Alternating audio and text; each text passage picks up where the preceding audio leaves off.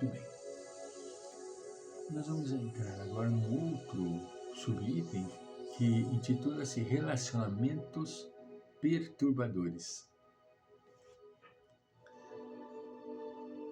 Joana inicia assim dizendo: os indivíduos de temperamento neurótico tornam-se incapazes de manter um relacionamento estável. Pela própria constituição psicológica, são perturbadores de afetividade obsessiva e, porque inseguros, são desconfiados, ciumentos, por consequência depressivos ou capazes de inesperadas irrupções de agressividade. Isso é fato. Os indivíduos de temperamento neurótico. Mas como nós vamos saber, Francisco, que a pessoa tem um temperamento neurótico? Convivendo. De qualquer forma, nós vamos precisar conviver. Nós somos seres gregários e não vivemos sozinhos. E numa dessa, você tendo contato, você vai tranquilamente identificar esse tipo de comportamento.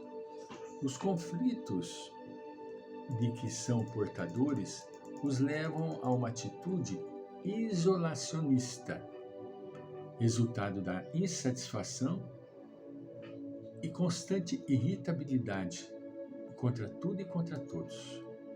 Creem não merecer o amor de outrem e, se tal acontece, assumem o estranho comportamento de acreditar que os outros não lhes merecem a afeição, podendo traí-los ou abandoná-los na primeira oportunidade. Olha que coisa interessante. O indivíduo ele não acredita que mereça amor, mereça carinho de alguém. Por isso rechaça, entende? Em contrapartida, ele assume um comportamento de acreditar que não merece afeição e atenção de absolutamente ninguém. Quando se vinculam, fazem-se absorventes, castradores, exigindo que os seus afetos vivam em caráter de exclusividade para eles. São, desse modo, relacionamentos perturbadores egocêntricos. A pessoa egocêntrica é muito complicada. É ele e depois ele.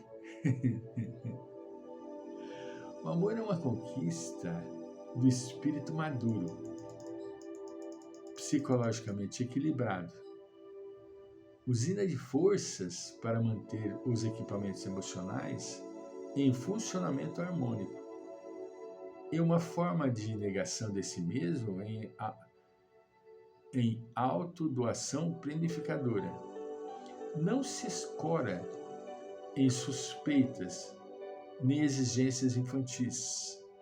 Elimina o ciúme e a ambição de posse, proporcionando inefável bem-estar a um ser amado que, descomprometido com o dever de retribuição, também ama. Quando por acaso não correspondido, não se magoa, nem se irrita, compreendendo que o seu é o objetivo de doar-se e não de exigir. Permite a liberdade do outro, que a si mesmo se faculta sem carga de ansiedade ou de compulsão. Quando essas características estão ausentes, o amor é uma palavra que veste a memória condicionada da sociedade em torno dos desejos lúbricos e não do real sentimento que ele representa. Esse relacionamento perturbador faz da outra pessoa um objeto possuído, por sua vez, igualmente possuidor, gerando a desumanização de ambos. É uma pena. O indivíduo, ele acopla e é o dono do pedaço. Ao dizer-se meu amigo, minha esposa, meu filho, meu companheiro, meu dinheiro, a posse está presente. E a submissão do possuído é manifesta sem resistência, evitando conflitos no possuidor. Não obstante, em conflito, aquele que se deixa possuir até o momento da indiferença por saturação, desinteresse ou da reação do rompimento, transformando-se o afeto, posse, em animosidade, em ódio. Olha, até que ponto a pessoa chega. Necessária uma nova conduta, e para isto, a psicologia profunda se torna um estudo de uma nova linguagem libertadora. A palavra é um símbolo que veste a ideia, por sua vez, formulação de pensamento que se torna uma memória acumulada e retorna, quando se deseja, vesti-lo. O indivíduo ele tem que entender a necessidade de não ser só ele e ele. Não é? A memória da sociedade adicionou o conceito sobre o amor e o relacionamento, estabelecendo sinais que os caracterizam sem que auscultasse as suas estruturas psicológicas despidas de símbolos. O homem deve comprometer-se ao autodescobrimento, por ser feliz, identificando seus defeitos e suas boas qualidades, sem autopunição, sem autojulgamento, sem autocondenação. Pescá-los no mundo íntimo e eliminar aqueles que lhe constituem motivos de conflitos deve ser-lhe a meta. Pescá-los no mundo íntimo e eliminar aqueles que lhe constituem motivos de conflitos. Não se sentir feliz ou desventurado, porém empenhar-se por atenuar as manifestações primitivas de agressividade e posse, desenvolvendo os valores que o equipem de harmonia, vivendo bem cada momento, sem projetos propiciadores de conflitos em relação ao futuro ou programas de reparação do passado.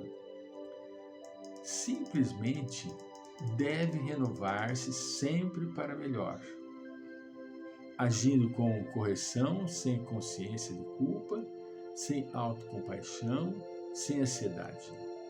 Viver o tempo com dimensão atemporal, em entrega, em confiança, em paz.